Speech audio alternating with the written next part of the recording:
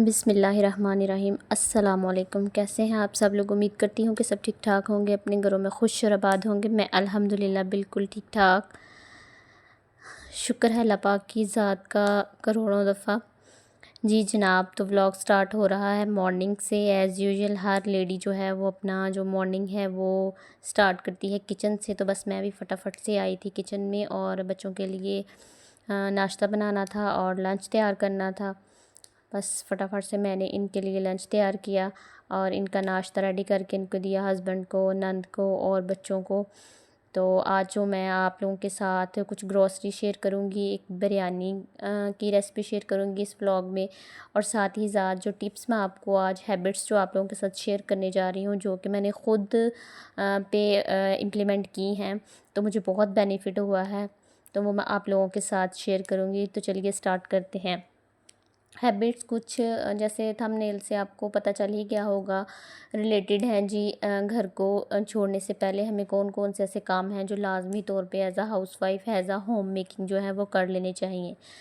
ठीक है, हम कहीं पे शादी पे जा रहे होते हैं या फिर मायके में 1 या 2 दिन के लिए रहने जा रहे होते हैं। ठीक है, स्पेशली जो मदर बच्चों की माएँ हैं, छोटे बच्चे हैं जिनके, उनके लिए सबसे पहली चीज़ जो है वो है जी, प्रेस योर क्लॉथ्स। ठीक है, आपने जब भी कहीं जाना है, अपने जो उस इवेंट पे पहनने के लिए जो कपड़े होते हैं या फिर उस डे के लिए जो कपड़े होते हैं वो उसको टाल मटोल ना करें, उन्हें फ़ौरन से प्रेस करके रख लें। अगर आपने नहीं भी कहीं जाना तो हो सकता है आपको इमरजेंसी में कहीं जाना पड़ जाए, इसलिए आप अपने बच्चों के और आप अपने और अपने हस्बैंड के 1 या 2 ड्रेस जो है ना हर बंदे के लाजमी प्रेस करके रखा करें, ताकि आपको मोमेंट पे ना, लास्ट मोमेंट पे कोई प्रॉब्लम ना हो। ठीक है, दूसरी टिप जो है वो ख़ास तौर पर उन माँओं के लिए जिनके बच्चे जो है ना वो बहुत छोटे हैं। उनको ना एक हैंडी बैग जो है ना इस तरह का रखना चाहिए जो बिल्कुल उनके हैंडी हो। ठीक है, उसमें डायपर्स रख लिए, उनका पाउडर, रैशेज़ वाला पाउडर या ट्यूब जो भी आप इस्तेमाल करती हैं वो रख ली, उनके जो क्लोन हैं वो रख लिए, या बच्चों की ये छोटी छोटी नीड्स होती हैं जिनमें थोड़ा 1-2 सिरप हो सकता है, पेनाडोल या फिर इस तरह से। ठीक है, जो आपको लगता है कि आप वाइप्स हो गए उनके, 1-2 जो है उनकी शॉर्ट्स हो गई, इस तरह से ना 1-2 ड्रेस, छोटे जो ज़्यादा छोटे बेबी होते हैं ना उनके लिए, तो एक इस तरह का पाउच या बैग बना के आप ऑल टाइम रेडी रखा करें। पैम्पर, डायपर, इस तरह की जो चीज़ें हैं वो कहाँ ख़राब तो नहीं होती।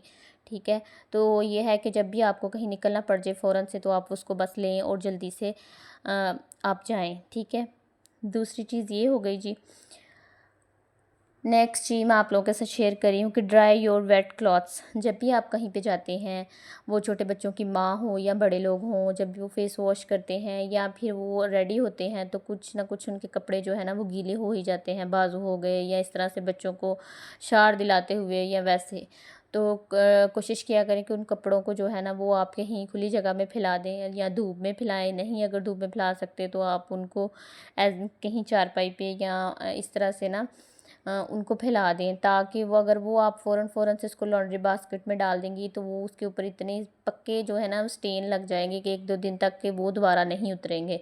ठीक है, तो आपके कपड़े जो है वो ख़राब होने का ख़दशा होता है, तो इसलिए आप कोशिश किया करें कि उनको ना धूप में फैला के तो फिर ही उनको आप जाएँ। ठीक है, नेक्स्ट वन है जी, किचन की तरफ आ जाते हैं। जब भी हम घर को छोड़ के जाते हैं तो सबसे ज़्यादा जो टेंशन होती है वो किचन की हो रही होती है। ठीक है, इसमें आप अपना फ्रिज जो है ना उसको देख लें सबसे पहले। अगर तो आपको 1-2 दिन पहले पता है कि हमने जाना है तो आप उतना ही सालन बनाएं जितना कि आप खा सकें।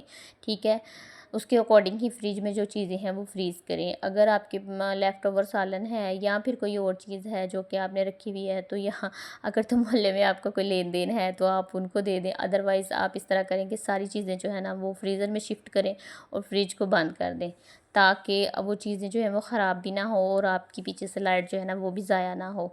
और इस तरह से इलेक्ट्रॉनिक्स जो अप्लायंसेस होती है ना, जब आप घर में मौजूद नहीं होते तो मेरी कोशिश तो यही होती है कि मैं उनको बंद करके जाऊं, ताकि पीछे से अगर लाइट कभी कम कभी ज़्यादा या इस तरह सा कोई भी मसला होता है तो वो ख़राब ना हो। ठीक है, एटलीस्ट वो तो सही रहे। तो लाजमी तौर पर इस तरह किया करें। इससे बहुत बेनिफिट होता है कि जब 1 या 2 दिन तक कुछ दूध होता है, वो जब वो आइस बन जाता है ना ऊपर वाली फ्रीज़र में, तो फिर वो ख़राब नहीं होता। इसी तरह से सालन वगैरह हैं जो कि ऊपर रह सकते हैं, उनको ऊपर रखें, नहीं तो आप उनको यूटिलाइज़ कर लें। ठीक है। नेक्स्ट वन है जी, अपनी जो सिंक एरिया है उसको बिल्कुल नीट एंड क्लीन रखें। आपने जितने भी आपने जो क्रॉकरी है, जितने बर्तन यूज़ किए हैं, उनको फ़ौरन से जो है ना उनको वॉश कर लें। अगर वॉश नहीं कर सकती तो एटलीस्ट उनको पानी से खंगाल लें, ताकि उनका जो कचरा वगैरह है ना वो निकाल के तो उनको वहाँ पे रख दें। उसके बाद जी किचन की डस्टबिन को लाज़मी तौर पर, ये बहुत जो है ना वो ज़रूरी काम है कि उसने आपने किचन की जो डस्टबिन है उसको ज़रूर एम्प्टी करना है। ठीक है। उसको खाली करके उसका जो गार्बेज है उसको फेंक के उसको वॉश करके तो उल्टा करके ना रख दें। इससे ये है कि जब आप किचन की डस्टबिन में कूड़ा जब 1 से 2 दिन, 1 दिन भी मैक्सिमम पड़ा रहे ना, तो उस बहुत गंदी स्मेल जो है ना वो आ रही होती है। तो इस तरह से बहुत बुरा लगता है। तो आप कोशिश करें कि इसको जो डस्टबिन है उसको नीट कर लें। नेक्स्ट ये आपका स्टोव आ जाता है। अगर उसके ऊपर कोई चीज़ फ़ौरन से बॉयल हो गई है, या फिर चाय या दूध, तो उसको फ़ौरन से गीले कपड़े के साथ साफ़ कर लें। उसको एज़ इट इज़ नहीं छोड़ें। ठीक है। आपके पीछे से अगर आपके हस्बैंड घर में हैं, या आप जॉइंट सिस्टम में रहती हैं, कोई दूसरा बंदा चूल्हा यूज़ करता है, तो वो फिर ये है कि मज़ीद वो स्टेन जो है ना वो पक्के होंगे, और आपके लिए बाद में आके उनको उतारना बहुत मुश्किल होगा। तो इसलिए कोशिश करें कि आप अपने स्टोव को जो है ना नीट कर लें, ताकि जब आप दोबारा आएँ तो आपको कोई प्रॉब्लम ना हो। उसके बाद जी ये थी कुछ टिप्स। उसके बाद मैं आप लोगों के साथ यहाँ पे शेयर कर रही थी बिरयानी। तो व्लॉग जो है ना, इन हैबिट्स को मैंने अपना कर ना बहुत ही सुकून मुतमिन जो है ना हुई हूँ। मैं पहले ऐसे ही किया करती थी कि मैं किचन को ऐसे ही छोड़ जाती थी, और मीन्स के कपड़े वगैरह, तो जब आहिस्ता आहिस्ता इन कामों में से गुजरे हैं तो एक्सपीरियंस हुआ है कि गीले कपड़े भी छोड़ के नहीं जाने, और इस तरह से डस्टबिन वगैरह आप भी लाजमी तौर पर, जब आप जल्दी से निकलेंगी तो घर में तो बहुत सारी चीज़ें जो है ना वो एज अ हाउस वाइफ हमें देखनी पड़ती हैं। तो बिरयानी जी बहुत ही मज़ेदार बिरयानी बनाई थी मैंने। तो इसके लिए मैंने सुपर बासमती चावल लिए थे, और सबको आई थिंक कि ये बनाना आती ही होगी।